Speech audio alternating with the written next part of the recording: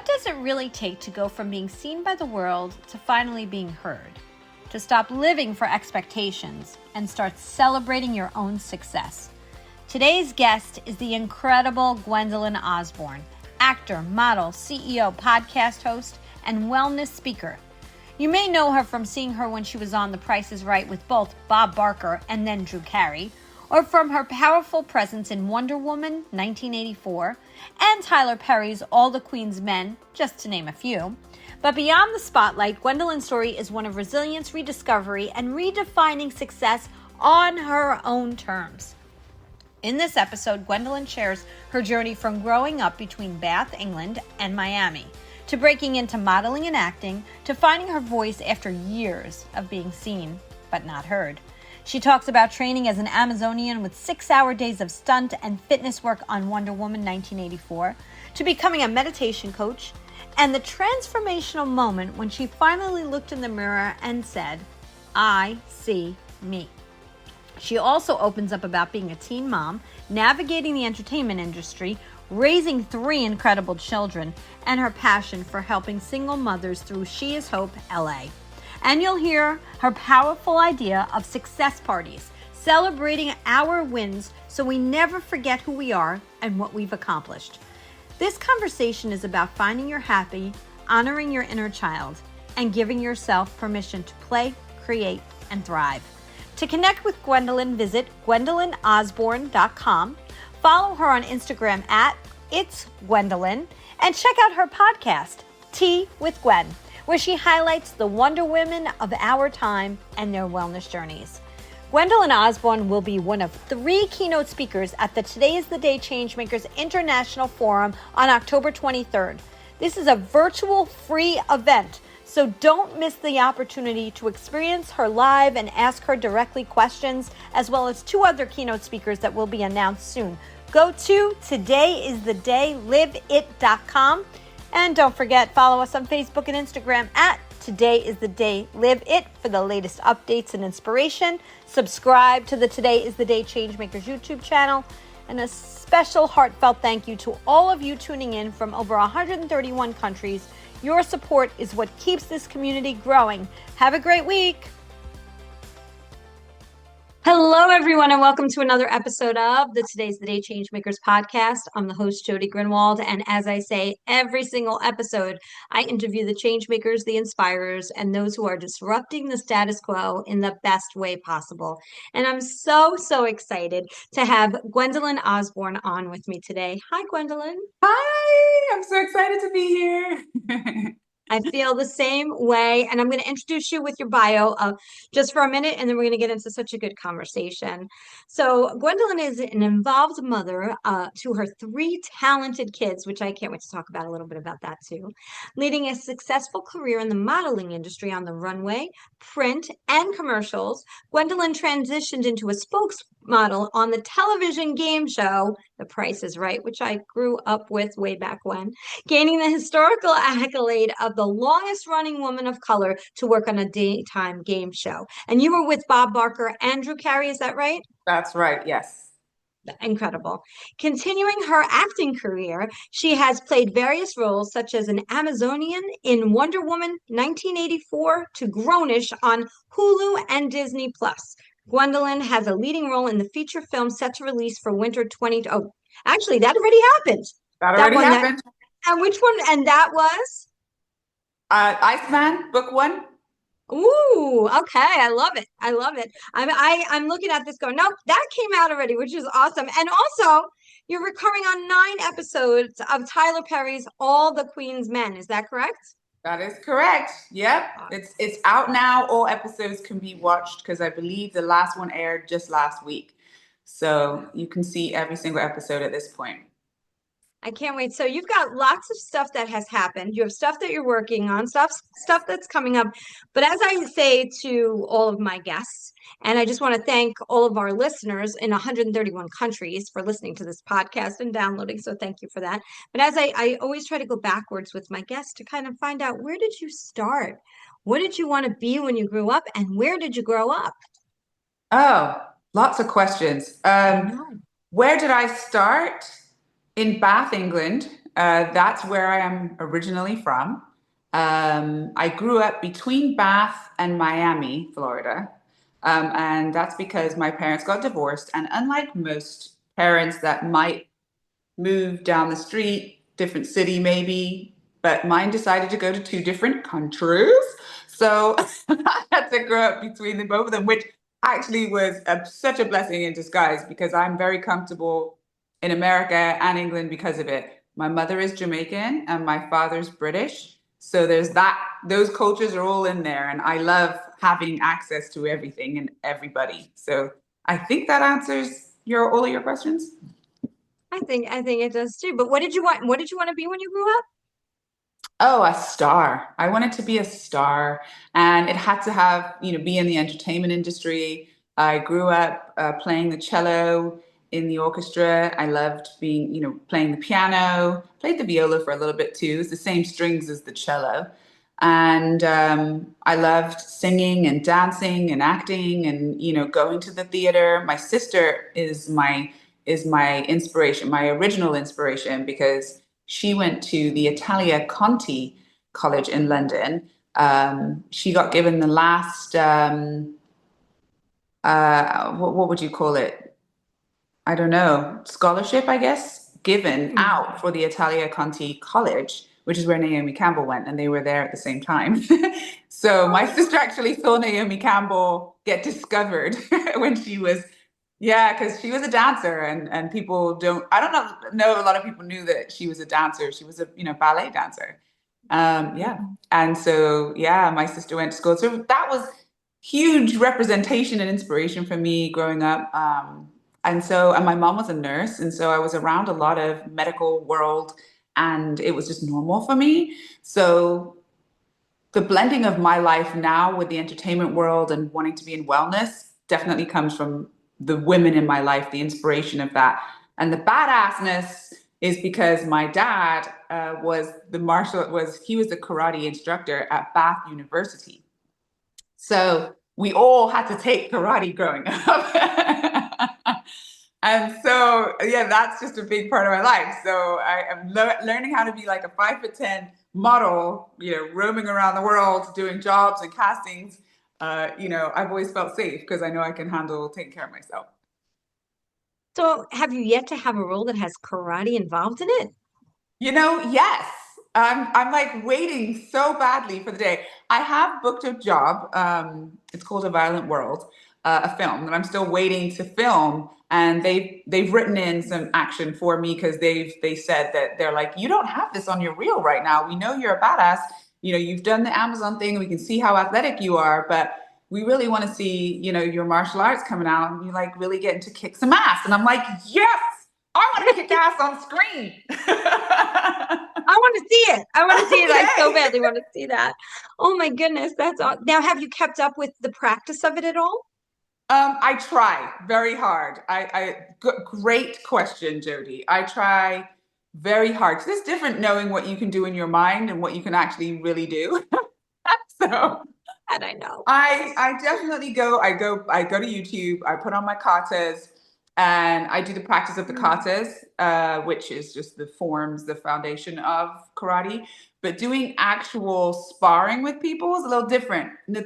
Also the thing is that stunt martial arts, although you want to have the right form, is very different than sparring with people in real life. So what my next goal is to just really get on with doing some stunt sparring. And one of my really good friends, Samantha Wynn, is in Wonder Woman 1. We met completely by coincidence because filmed completely two different movies, but we were both Amazons. She was, she is a Mushu Kung Fu champion. And so, yeah, we see each other all the time. And I'm going to actually ask her if she can give me some stunt martial arts lessons so that I'm ready, ready, ready. Oh, that sounds amazing. So for those of you out there listening, keep up with it. If you've done it when you're younger, keep up with it. It's such a good way to work out, right? It's a connective Yeah. experience. Yeah. I mean, the one thing, now you say that, I remember being a model in Miami in my 20s, and I was working with an older, I don't want to say older, but she was in her 40s. So to me at 20, she was older. And she was in amazing shape. I could tell she was a dancer. And I said, how do you, I mean, even at 20, I was still interested, right, in women and how they keep their wellness. And I was like, how do you still look so great? And she was sitting down and she was stretching while we were in between shooting different scenes. And she goes, just never let it go. Never let it go. And so I've never forgotten that. So I always make sure I never let it go. I stay stretching. I stay strong. I stay taking care of myself physically and mentally. I don't ever want to let it go. And that's really why I'm now in my, I want to say mid 40s, and I'm still able to do whatever I want physically. I love that. And when we first spoke, I was like, oh, she's such an inspiration because Oh, the amount of energy and excitement and the love of life, you can feel it. It's definitely oh, contagious. So I appreciate you. And I know the thank listeners you. will appreciate this as well. And I know when we spoke to you, you had talked about, and I want to go back a minute to your childhood because you were going back and forth via the US and London, right? Back and forth as a Yeah. very young child. Yes. So And talk a little bit about, if you don't mind, talk a little bit about that and how that kind of groomed you a little bit.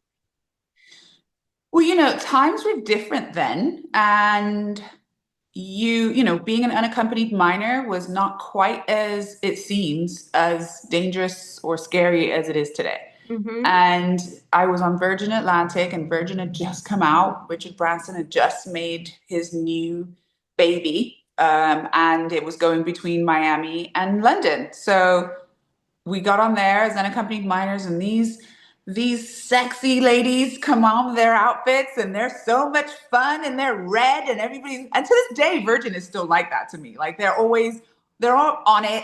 They're in the pulse of what's going on. They're like cool, and they want to make sure you can relate. Even their instructional videos are fun to this day. And I just remember reading about it as a kid. I don't know, 6 years old, seven, going back and forth between parents. And I was just so inspired by how Richard Branson's mind worked. And I still am. And I just was like, wow, this man just had this idea of how this whole plane company could be so different than any other plane company. It's still going to give you what you need, but the feeling of it comes from such a creative mind. And to this day, I still admire that he does that. I just stayed at the Virgin Hotel in Vegas, and I'm like, I'm not staying anywhere else. I'm only staying at the Virgin Hotel. Like, and I need to go to every Virgin Hotel everywhere because it's amazing. His mind is amazing. It stayed with me to the point that when he came out with the British Recording Industry Technology School that he merged with the industry, I was like, I want to go to his school. If I'm going to go to any performing arts school in London, it's his school. And so he was one who started that. I just, as an entrepreneur, that's, I think, where that birthed, from going back and forth on Virgin Atlantic between London and Miami. I mean, other than that, doing that just made me very independent, um, autonomous. I very good at taking care of myself. There were some very edgy moments between myself and immigration officers because I'm becoming a resident in one place and I'm a citizen in one place, and I've been here for this amount of time and I've been there for that amount of time, and there's no parent, and I'm being taken into an office, and I've got to stand up for myself and say what I'm doing and where one parent lives and where another parent lives, and that I'm fine, and they'll be meeting us when we get to the other side, and they do. So I had to learn how to really speak up for myself and speak to grown-ups in ways I guess kids don't normally do, just to make sure that I could get home. It was like, oh, all right, cool, we'll talk. Everybody just became a person. You realize that no matter where you go in the world, humans are humans and their basic needs are pretty much all the same. And if you can relate to people in that way, there's schools, there's hospitals, there's usually somewhere for kids to go play. There's, caretakers for babies. At the end of the day, we're all humans that have a lot more similarities than we do differences. And if you can relate to people in that way, then you're good on earth. Like that's how I think. Like you're good on earth. I agree with everything you're saying. And I know that we're in a little bit of a different climate as of right now. And without getting at all political, it's just, we're the same space of what you talk about, the way the world was back then. Kids doing what you were doing are a very different place right now. Yeah. And I can't even imagine what that's like for a child if you're going without an adult. So I don't even know if that's possible anymore, if that can happen. It But can. You can still, but also remember we didn't have phones, right? We didn't have phones. So now you could say, well, maybe they're safer, but maybe they're not. You know what I'm saying? Like maybe they are safer because you could say, well, you only use your phone to FaceTime me from wherever you're at when I leave you at the airport until you sit down on your seat on the plane. I've not done it with my kids, but yeah, I mean, maybe you can do that and it makes you feel a little safer. But then they have a phone and that's available to them to the world. So now you, as parents, we're in a very different place of what's available to our children now. So I don't know. It's agreed. very different. Are you looking for a way to connect with a global audience? Join us on October 23rd for the Today's the Day Changemakers International Forum. Register for free at todayisthedayliveit.com. That's todayisthedayliveit.com. This one-day virtual forum brings together leaders, authors, CEOs, and entrepreneurs from around the world to provide powerful insights across 6 transformational panel discussions: Rising Through Uncertainty, The Burnout Breakthrough, Louder Than the Scroll, When Fundraising Follows Purpose, Becoming Who You Haven't Met Yet, and Entrepreneurship as a Global Connector. And also, sponsorship opportunities are available and customized to align with your organization's goals and ensure meaningful visibility.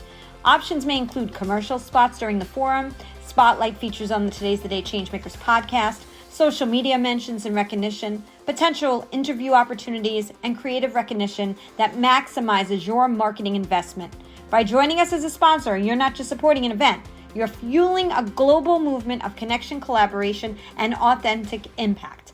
Together, we'll strengthen one another, build powerful connections, and walk away with actionable steps that create immediate positive change, both personally and professionally. So don't wait.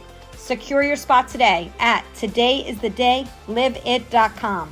I want to go back to Richard Branson for one quick second. And the reason I do is we have no idea the impact we have on people that we haven't even met yet. Like Richard Branson had no clue how many people would relate, or that you would be on a podcast talking about him, or you'd go stay at, the Virgin Hotel over in Las Vegas. But the impact of a person you've never even met, right, could have this grandiose effect on us.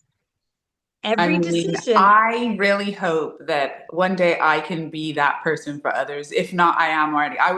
I really hope that I can, because I want people to know that if you focus on the good that people are bringing and go on that path, you're going to be okay. Like you're going to have to create your own way through that path, but like knowing that somebody else has done it, you're like, oh, okay, I can do it too. And that's all I want to do, inspire in that way. So let's talk a little bit about what happened as you grew up. You wanted to be the star, and you've grown into. So for those listening who say, I've always wanted that opportunity but didn't have it, how did you find it? What happened? I would say the first experience of it was, I was 5'9" at 12. So started getting people saying, oh, you should model. But, my world had only been performing arts up until that point, really. So I saw models, but I hadn't really clicked. Fashion wasn't really a huge part of my world. I, more than anything, dressed like a boy. I dressed like the girls on TLC, like that were in TLC. What about your friends? Yeah.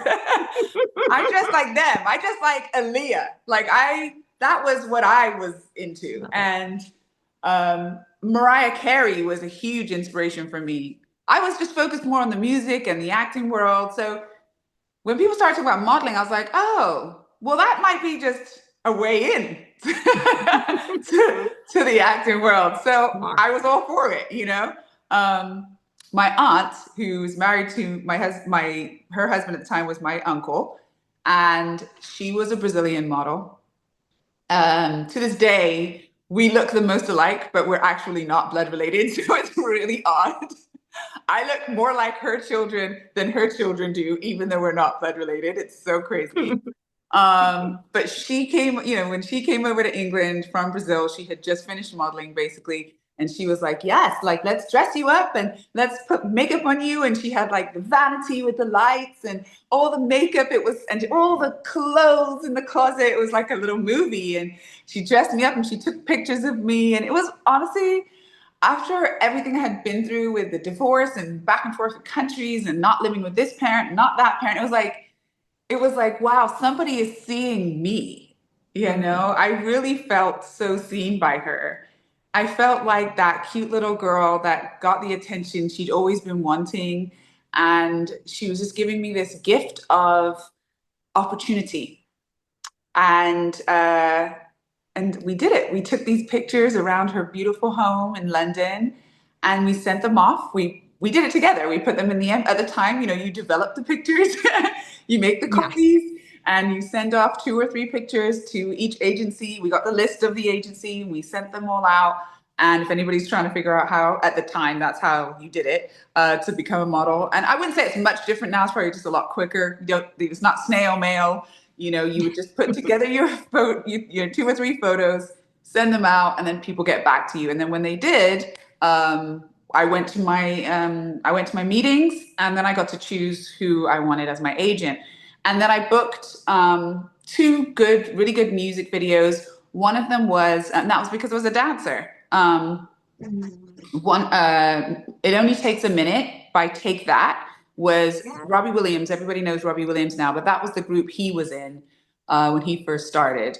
And I was only 14 at the time, but it was a really big deal for me because I was now, you know, the model. They only had one model in that whole music video that booked this big job. So I knew then that this was a possibility for me. And I was like, okay, well, I'm going to keep doing this, and I want to end up in London, and I want to keep going if I can, doing more things like this. So that was kind of the beginning of me knowing that I was supposed to be in this world. Yes. Oh my goodness. And I wrote this down, somebody seeing you, somebody seeing you. I feel like that's what we all want, right? We Yeah. want just to be seen and not invisible. Yeah. Yeah. And we want to be heard. And that took me a while to learn, you know, after being seen and enjoying being seen and being seen and being seen and being seen and being seen for so many years, I realized I wasn't being heard. And so that's another chapter of my life that has happened within the last 10 years, I'd say. Would you share with us a little bit about what that means? For those who are listening who may be like, you know what, I've been feeling the same way. I would just love for some words of wisdom for them because they may really connect with that. Sure.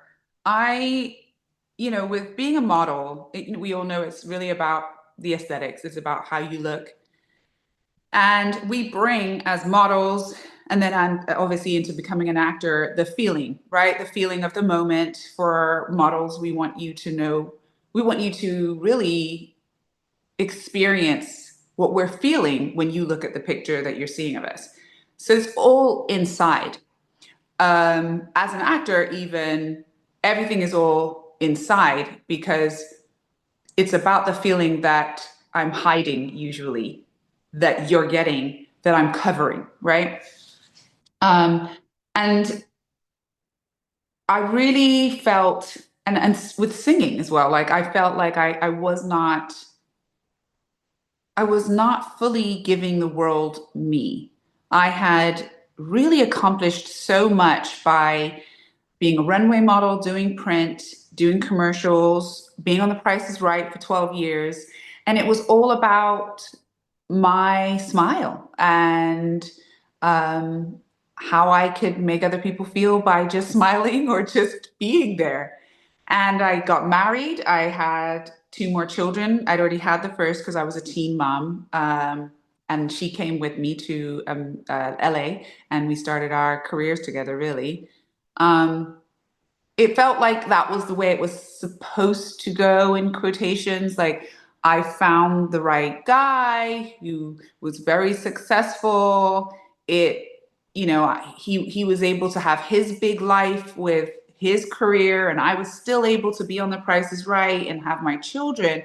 But I was getting lost in all of it. Like the real Gwendolyn inside was getting so lost. Like that beautiful little girl that ran around in in the fields of England and was into nature and knew how to play musical instruments and knew how to do martial arts and knew how to get on a stage and act and sing and dance and be free was disappearing. And I just felt like I had turned into this mute professionally and personally. And I was satisfying everybody's idea of who I was. And it didn't feel fulfilling at all. And so it never felt like what people thought of me. Like, oh my gosh, you're a Price is Right model, and that must be so exciting, all these things. And for me, it was still a part of the journey to where I wanted to really go. I still had not really satisfied that beginning girl that would go to the Theatre Royal in Bath, England, or any of the shows in London that excited me. I'd lost it. So I tried really hard to blend getting back into that world while still being married and being on The Price is Right, and it didn't. It didn't blend. And I don't want anybody to feel like they have to do the same things I did in order to achieve the way I've achieved. But this is my story. And my truth was I had to let certain things go in order to know what was really important to me. And more than anything, when we hear the words, I just want you to be happy, it makes me emotional to say it. Those words are so important. They are so deep because if you are not happy, you don't really want to be here anymore. Like, why am I waking up? Why am I going to work? Why am I giving my all with my children? Why all these things? And you really got to find your own happy. You really have to do that. And that's a whole nother workshop that, I'm actually putting together because people can say, find your happy or love yourself. But what does that really look like, And I have done a long journey with that. But I really looked out and saw signs and signals for me that said, you're on the right path. And as hard as it may be to get divorced, to be the first model that's left The Price is Right after being the first model who had babies on The Price is Right and came back, I felt like I had done what I was supposed to do. And it was time to make big changes. So in that change, I got asked by the director of Wonder Woman, Patty Jenkins, to be an Amazonian in her next Wonder Woman movie, which was called Wonder Woman 1984. And ironically, in that, it was filmed back in London, in Warner Brothers in London. So I ended up having to go back to my place of birth, basically, and experience that whole world with other incredible Amazonians that are from around the world. So basically, to me, they're Wonder Women. And I was with them for 4 months, and we had to train for 6 weeks, 6 hours a day. It was 4 hours of 4 hours of stunt training, 2 hours of personal training. We had to completely change our diet. I learned how to become a meditation coach during that time so that I could quiet my mind and feel okay about not being with my children. They were with their father here in America while I was there for the 4 months. but I had never been away from them that long. And we have to practice and practice and practice. And part of practice is, as a mother, is learning how to practice to be away from your kids sometimes and know they'll be okay. It's a practice. Practice learning how to be okay with yourself, being with yourself. And so through the meditation, through all of that physical work, learning nutrition all over again, learning how to really center myself, mind and body connection, I became a whole new woman. And I was just like a regenerated version of Gwendolyn. And so when we filmed, and I saw us all finally in our costumes that had been made for us, and we're standing out there. And I'm looking at them, and I'm just like, oh my gosh, you guys, you look incredible. You guys are amazing. I love every single one of you. And we're all loving this moment because we worked so hard, you know, to be in these suits and ready for our scenes and everything. And I was like, you know, wow. And that was the moment I looked at them and I saw myself. And I was like, I see me. I see you, which means I see me. I admire you, which means I admire me. And it means that I'm amazing too. And it took all of this for me to get here and really see me. And so once I knew I saw me, then I was like, right, I'm going back to America. I'm a completely different person this time. And this is what I'm going to go out and achieve. And this is what acting means to me. And these are the types of roles that I want to play, because these are the types of women that I want to be seen as. This is the representation that I want to make. And that is where I'm at today. And I'm still on that journey, and it's still happening, and it's still super exciting. But just having the knowing feels so incredibly different. It's like a magnificence of myself. I could listen to you talk for hours. I'm sitting here just staring. I don't even know if I blink. Sorry, I just kept going. No, it was. I'm so glad we taped this because you are magnificent, and there's that energy that you just exude. And I think there's this, you've accepted yourself. You have, you've wrapped your arms around yourself. You've healed you're healing. I never want to say anybody's fully healed. That's on, something that you know for yourself, but that little girl in there, right? Yeah. There was that little girl that we talked about that wanted to be seen and heard. And then you have to do it for yourself when you're not a little girl anymore. Yes. Yes. And so many times do we not do this? We expect a spouse, a boyfriend, a girlfriend, whomever, a significant other, they're gonna complete us, right? Yeah. They're gonna fulfill us. Yeah. Yeah. And that's why there are issues in relationships and things like that, because we don't really understand who we are. So we're fighting with each other sometimes. We're fighting against ourselves. And more than anything, what you said in there, Jody, it's the word expectation. And I think that when we have expectations of others that they don't even maybe know that you have of them, and it's not fulfilled, we're disappointed. And we may have never had the conversation of those expectations, but somehow we have been conditioned to have them, and in whatever environment we came from. And so I think that more than anything, also individually, we have expectations for ourselves. And we have to really communicate with ourselves about what's realistic. And we also, if you're in a relationship, have to really communicate about any expectations you have of that person. Sometimes they might be great about it. They may be willing to take on those and want to fulfill them, but we also have to be accepting if they're not. And we have to be willing and able to create the world we want for ourselves around whatever that relationship looks like, and be accountable for our own expectations. You have this inside of you to make happen. It seems like your determination, you're motivated.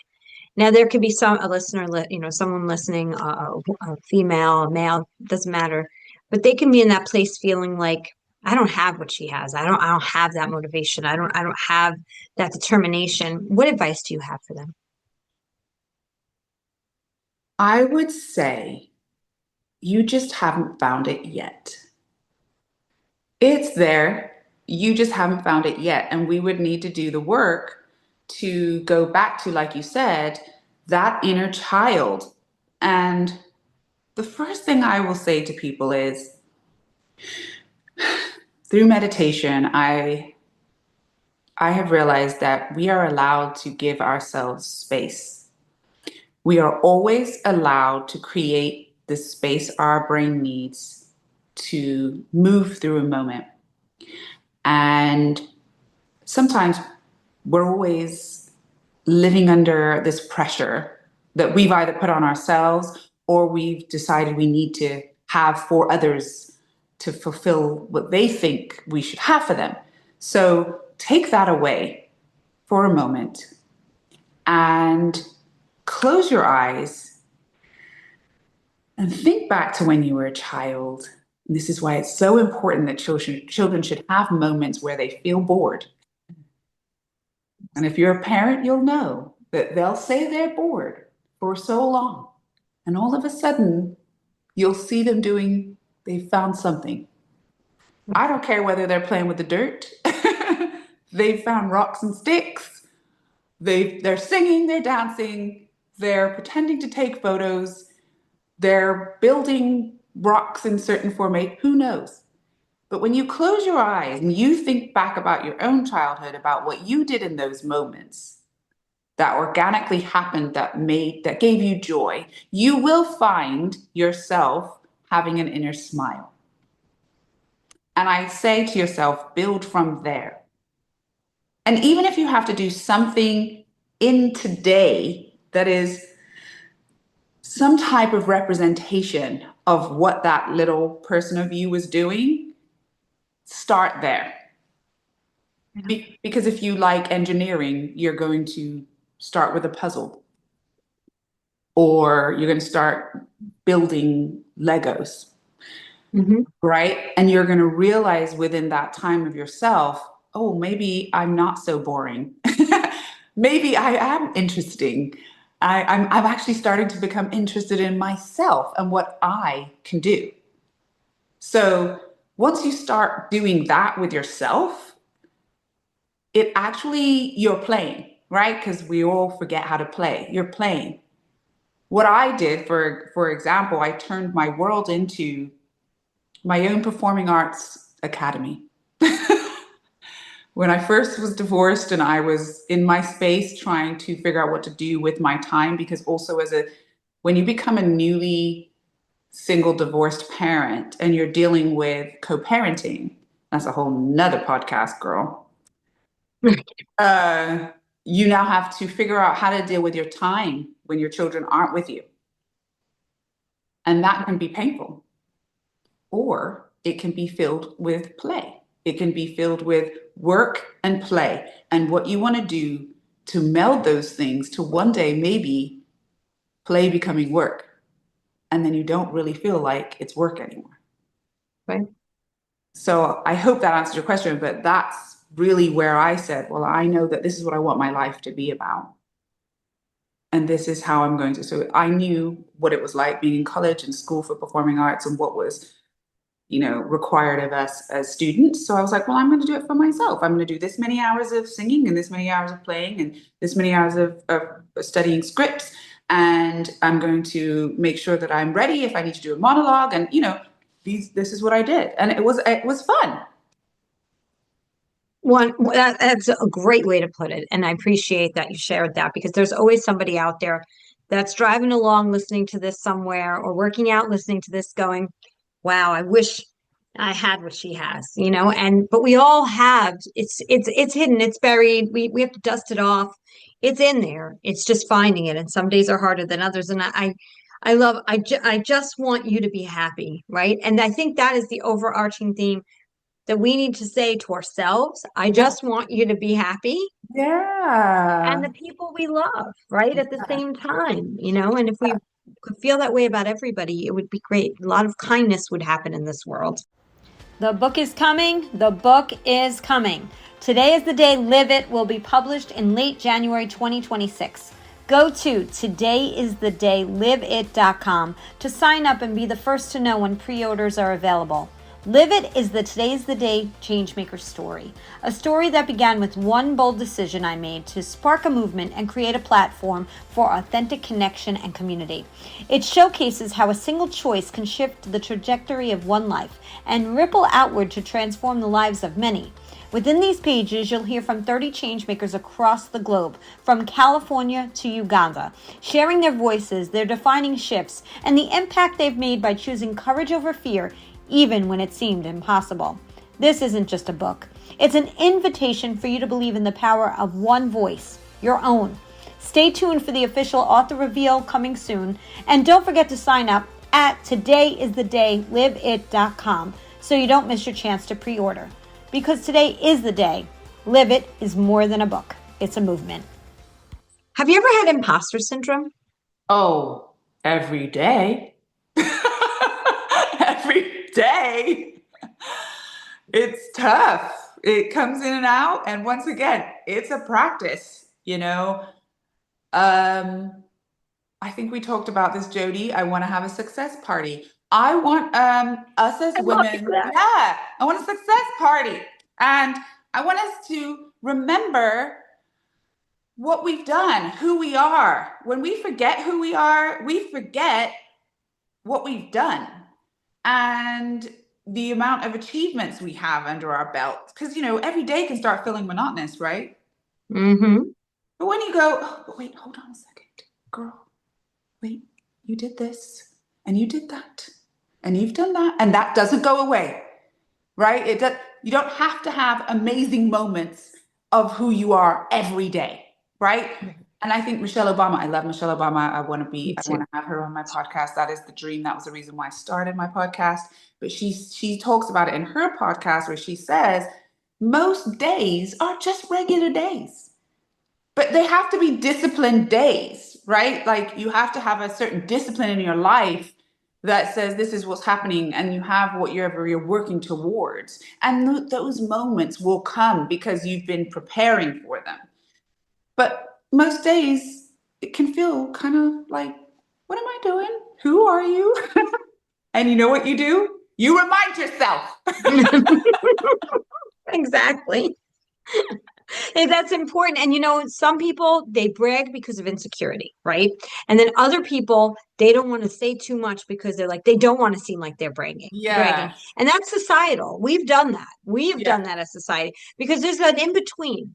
It's okay to be proud of yourself. It's actually important to be proud of yourself. Yeah. And it's good to say the good things you're doing because it creates a ripple effect of other people wanting to do good things as well. And that success party, I think we need to have a nationwide success party.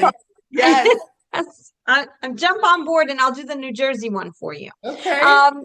But I think that's it's a wonderful concept, and I think it should be done. It's amazing the thought process behind. Let's celebrate ourselves. It's okay. It's okay to do that. What's your podcast? Tea with Gwen. Tea with Gwen. Yeah. I love that.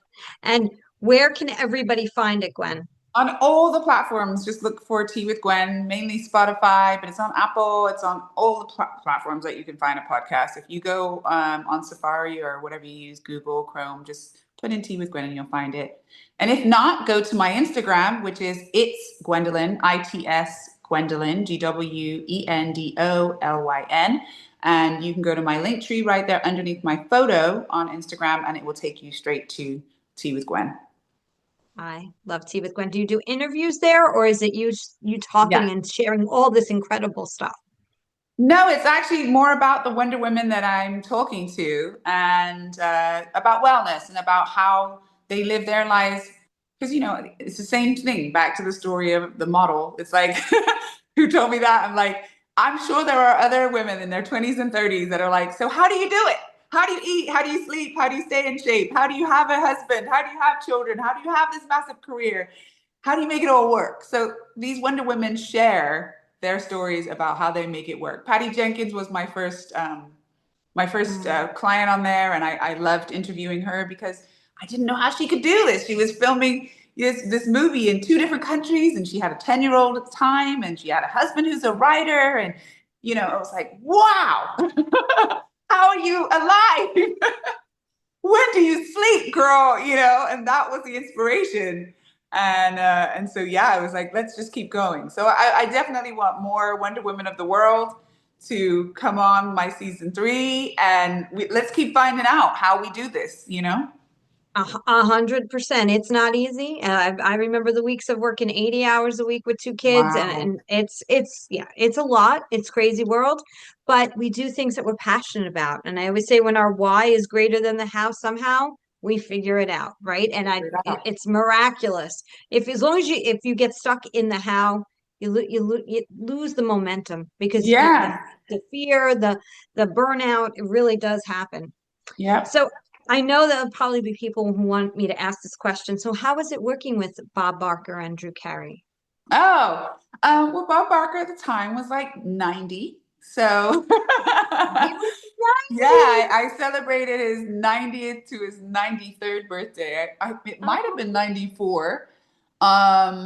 And then Drew came on, but he was great. He still was so professional. He had his schedule the way he wanted it, and we worked well together, and he'd go home. It was very simple. And with Drew Carey, he was excited. He wanted to come in and change the view of The Price is Right. And so with me being pregnant at the time when he met me, that was a huge thing for him and I, because my son is 17 now, but at the time when I was pregnant, I was like, oh, I don't know how you're gonna take this, because I know that models usually don't last once they start showing. And he goes, no, let's be different. How do you want this to look? And he totally supported me. He goes, if you're comfortable showing your pregnancy through all of this, no problem. Like, then we'll do it. And then you come back after and you introduce Malloy, and everybody knows a baby came out of it. You keep going. I was like, absolutely. Like, let's do this.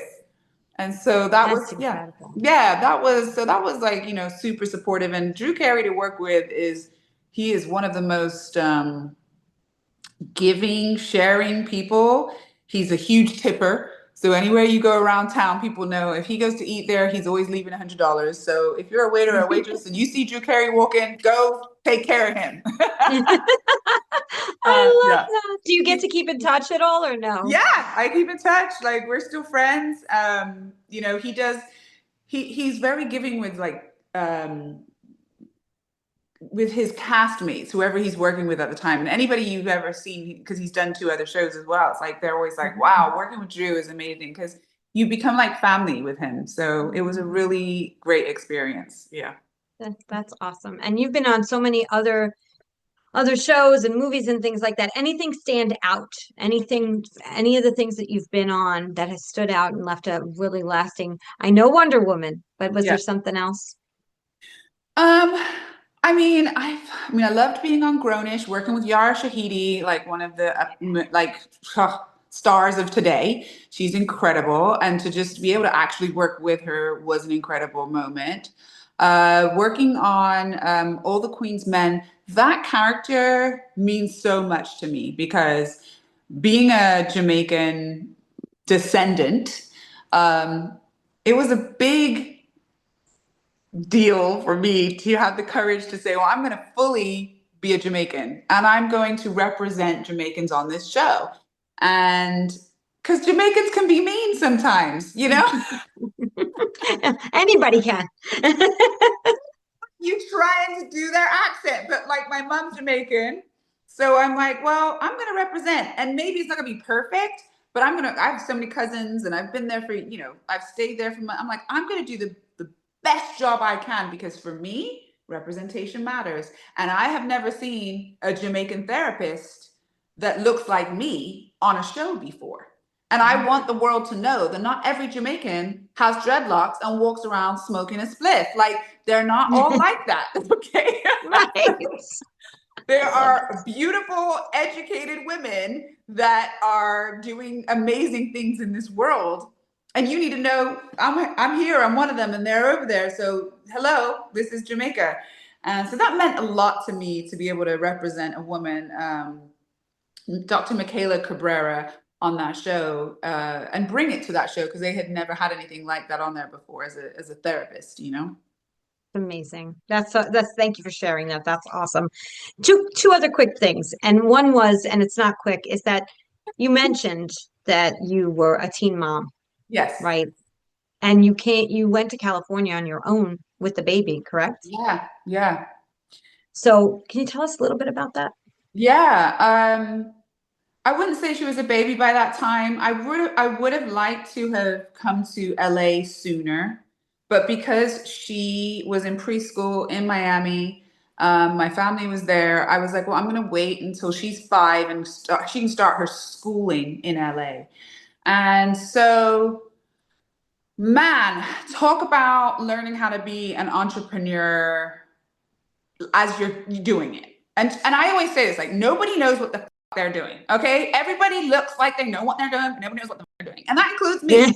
Right. And like at the time I was 22 and I was preparing to be in LA, but still paying and being in Miami. So I had a condo that I'm paying for in Miami. I had to get an apartment out here, and I needed to make sure that they blended so that just in case something happened, I could go back or whatever, right? Because especially being a model, you know, your income is never always, you hope you book jobs. You hope you always make sure you're making money, but you're never quite sure. So it was like, I was like, let me make sure I'm good for 2 months in both cities. And such a young age to be like managing all of that, but also then making sure that my daughter starts school and that goes well. I mean, I had bloodshot eyes, but I was just popping in the eye wash, and I was just like, I'm gonna make it through. I'm gonna do this. You know, this is the dream. I mean, I just put her in the car and we drove across America, and we stopped in Texas for a night, and then we just kept driving out. And I had a room for her. She had her own room. I didn't even have a bed yet. I had a TV that we put on the floor, and I had my little comforter on the floor in the living room. Her bedroom was perfect. You know, I wanted her to feel super comfortable, but that was the most important thing to me. I was like, but we've started and we're here. And yeah, I was 23, I think, when that happened. And at the time I came in and I booked Macy's Passport Show, which was in San Francisco at the time, which was a big Elizabeth Taylor would do for HIV and AIDS. And it was a big show. So that was like, okay, if I book this show, I can pay my rent for the next 3 months. So number one important thing, and I did. So I was like, okay, we're good to go. We're good to go. Let's get her in school. Let's start going. Then book other jobs, and I'll just keep going. And I just keep believing that it's gonna happen, you know? And I still use that today, you know. I love it. How old is she now? 29. I'm not supposed to tell her age. You could have said that. It's okay. We would have bleeped it out. Yeah, But wow. Yeah, she's late 20s now, and she's become a star herself. She's been on Disney Plus. She's done many shows. She's a star in herself, and she also sings. She graduated LMU. Shout out to Loyola Marymount University. It was an amazing school for her out here. She speaks Mandarin Chinese. She's an incredible human as well. So I feel very proud of her. And now my 17-year-old that was on, becoming the baby of The Price is Right. He's top 100 basketball players in his grade now. He's a senior with basketball, and he already has offers. And we're hoping for some more offers. So we always have choices. And then my youngest is 12, and she's a volleyball player right now. She's taken a team that's never been ranked to Division I, number one team here in Orange County. So I have some high, rolling children that, we're just doing our thing out here. It's never boring. It's never dull. No, you're busy but one of the things you have high performing children because you have such a great spirit to give to them. You can feel that, you know what I'm saying? Like just that spirit that you're handing to them is so beautiful that they're just going to keep going. They might not even realize, like you said, they need success parties themselves. Yes, they do. Right? Yes. I love that. Is there a book, a mentor, anything that you can share with our audience that they should be looking up or doing, give them some homework. I mean, what was I just, I've been reading Mel Robbins' Let Them. Yes, me too. I love that.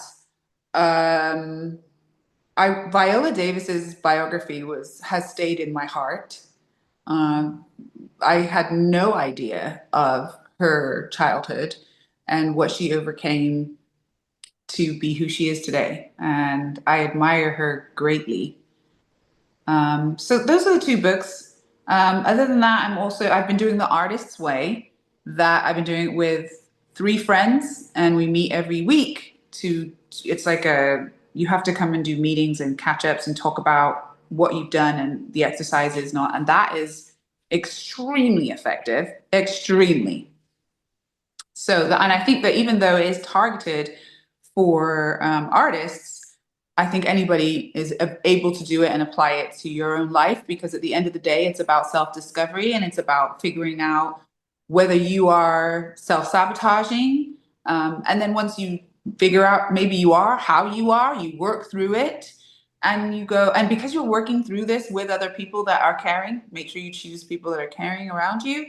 You're gently massaged through these difficult moments, and you find the success on the other side. And that has happened for sure with The Artist's Way.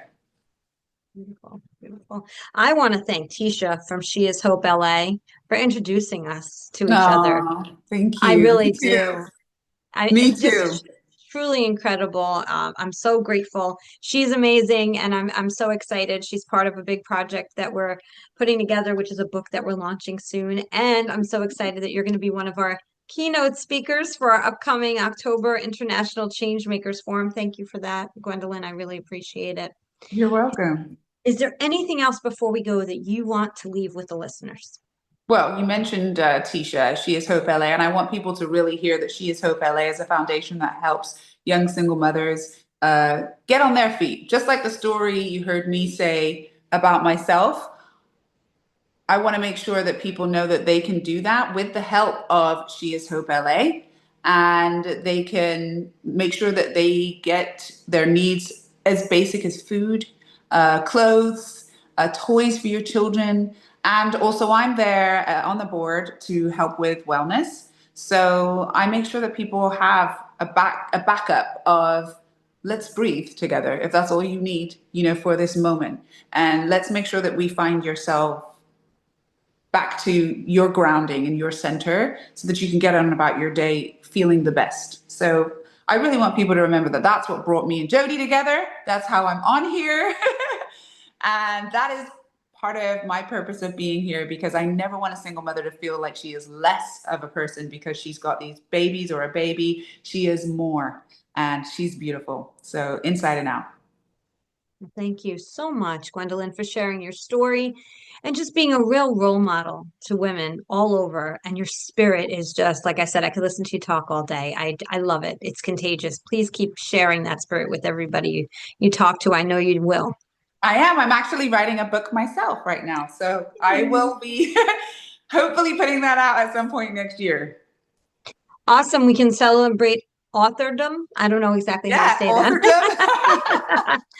We can celebrate being authors together. How about that? Yes. Bucket list item for me for sure. I don't know if it is for you, but for me it totally is. And so it's a very exciting time. You too. It's Thank coming you. out. Yes. So exciting. Thank you. I hope you'll come on again and share updates with us. I will. I would love to. Awesome. Thank you. Gwendolyn Osborne, so wonderful to connect with you. One more time, how can people connect with you as well? You can go to my Instagram at It's Gwendolyn, and that would be ITSGWENDOLYN, or you can go to my website, which is gwen-osborne.com. Thank you so much, so much, so much. I'm so grateful to know you. And I'm going to say what I say at the end of every single podcast. Today is the day you cannot go back to yesterday, and you do not yet own tomorrow. So what steps, small or large, are you going to take today to get yourself closer to your goals? Thank you again, Gwen. We'll talk soon. And thank you, everyone, for listening, for downloading. And please don't forget, subscribe to the Today's the Day Changemakers YouTube channel. Bye, everyone.